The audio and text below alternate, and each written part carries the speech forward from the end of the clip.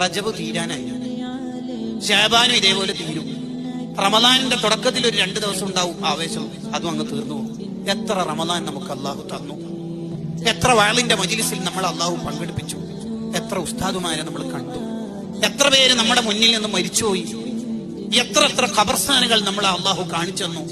എല്ലാ രാത്രിയും 1ാമത്തെ ആകാശത്തേക്ക് അള്ളാഹുവിന്റെ റഹ്മത്ത് ഇറങ്ങിയിട്ട് അള്ളാഹ് ചോദിച്ചില്ലേ, ഹൽ മിൻ മുസ്തഗ്ഫിർ, ആരെങ്കിലും എന്നോട് പൊറുക്കലിനെ തേടുന്നുണ്ടോ, ഞാൻ നിങ്ങളെ നന്നാക്കി തരാമെന്ന് പറഞ്ഞില്ലേ? എന്നിട്ടെന്താ നമുക്ക് മാറ്റം വരാത്തത്? തൗബയുടെ വാതിലുകൾ മുഴുവനും അള്ളാഹു നമുക്ക് തുറന്നു തന്നു. വസാരിഉ, നിങ്ങൾ വരി വരി വരി എന്ന് അള്ളാഹു നമ്മളെ നിരന്തരം വിളിച്ചുകൊണ്ടിരുന്നു. എന്നിട്ടെന്തേ നമുക്ക് മാറ്റം വരാത്തത്? നമുക്കെന്തേ ബോധം വരാത്തത്?